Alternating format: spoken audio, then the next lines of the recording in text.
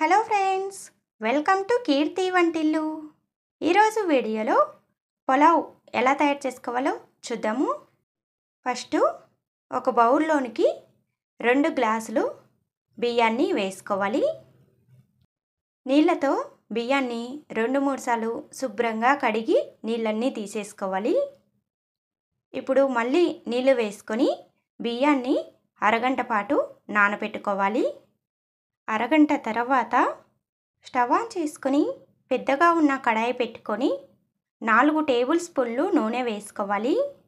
నూనె బాగా వేడైన తర్వాత 3 పెద్దగా ఉన్న ఉల్లిపాయల్ని సన్నటి ముక్కలుగా కట్ చేసుకొని వేసుకోవాలి. ఉల్లిపాయ ముక్కలు పొడవుగా కట్ చేసుకొని విడివిడిగా చేసుకొని వేసుకోండి, తొందరగా ఫ్రై అవుతాయి. ఉల్లిపాయలు తొందరగా ఫ్రై అవ్వటానికి 1/2 టీ స్పూన్ ఉప్పు కూడా వేసుకొని కలుపుకుంటూ హై ఫ్లేమ్లో ఉల్లిపాయల్ని ఎర్రగా వచ్చేంత వరకు ఫ్రై చేసుకోవాలి. ఇలా సగం వరకు ఎర్రగా వచ్చేంత వరకు బాగా ఫ్రై చేసుకున్న తర్వాత బిర్యానీలో వేసుకునే మసాలాలను వేసుకోవాలి. చెక్క, లవంగాలు, యాలకులు, అనాస పువ్వు, మరాఠీ మొగ్గ, బిర్యానీ ఆకు, జీలకర్ర ఇవన్నీ వేసుకోండి.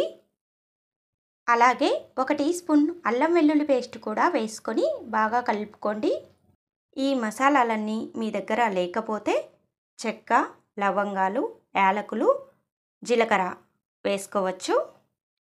అల్లం వెల్లుల్లి పేస్టులో ఉన్న పచ్చివాసన పోయేంత వరకు బాగా ఫ్రై చేసుకోవాలి. ఉల్లిపాయ ముక్కల్ని సగం ఫ్రై చేసుకున్న తర్వాతనే ఈ మసాలా దినుసులు వేసుకోవాలి. ఇలా పచ్చివాసన పోయేంత వరకు ఫ్రై చేసుకున్న తర్వాత 2 పచ్చిమిర్చిని చీలికలుగా కట్ చేసుకొని వేసుకోండి. అలాగే 1 టమాటాను ముక్కలుగా కట్ చేసుకొని వేసుకొని కలుపుకోవాలి. టమాటాలు, పచ్చిమిర్చి కూడా మెత్తగా అయ్యేంత వరకు సన్నటి మంట పైన ఫ్రై చేసుకోవాలి. ఇప్పుడు 1 గ్లాసు బియ్యానికి 2 గ్లాసులు నీళ్లు వేసుకోవాలి.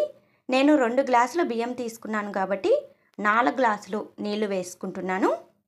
మనం ఏ గ్లాస్తో బియ్యం తీసుకుంటామో అదే గ్లాస్తో నీళ్ళని వేసుకోవాలి. నీళ్లకు సరిపడినంతగా ఉప్పు వేసుకొని కలుపుకొని ఉప్పు సరిపోయిందో లేదో ఒకసారి టేస్ట్ చూసుకోవాలి. సరిపోకపోతే మళ్ళీ కొద్దిగా ఉప్పు వేసుకోండి.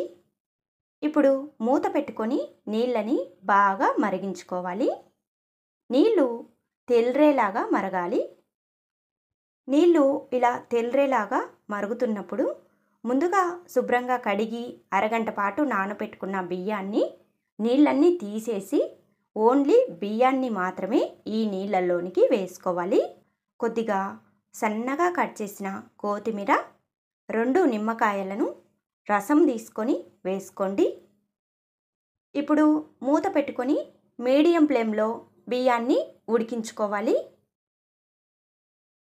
ఇలా ఒక 5 నిమిషాలు ఉడికించుకున్న తర్వాత మళ్ళీ మూత తీసుకొని ఒకసారి అన్నం మొత్తాన్ని బాగా కలుపుకొని మళ్ళీ మూత పెట్టుకొని మళ్ళీ ఒక 2-3 నిమిషాల పాటు ఉడికించుకోండి. ఇలా ఒక 10 నిమిషాలు ఉడికించుకున్నామంటే పులావ్ అనేది రెడీ అయిపోతుంది. చూడండి, పులావ్లో ఉన్న నీళ్ళన్నీ బాగా ఇనికిపోయి అన్నం కూడా మెత్తగా బాగా ఉడికింది. ఇలా బాగా ఉడికించుకున్న తర్వాత స్టవ్ ఆఫ్ చేసుకోవాలి. స్టవ్ ఆఫ్ చేసిన తర్వాత వెంటనే వడ్డించుకోవద్దు. ఒక 5 నిమిషాల పాటు మూత పెట్టుకొని అలానే వదిలేసేయండి. 5 నిమిషాల తర్వాత పులావ్ అనేది చక్కగా మగ్గుతుంది. అప్పుడు పులావ్ పొడి పొడిగా చాలా బాగుంటుంది. అప్పుడు సర్వ్ చేసుకోండి. అంతేనండి, చాలా రుచిగా ఉంటుంది. ఈ పులావ్లోనికి పెరుగు చట్నీ, గోంగూర పచ్చడి చాలా బాగుంటుంది. తప్పకుండా ట్రై చేయండి. ఎలా వచ్చిందో కామెంట్ చేయండి. Thanks for watching.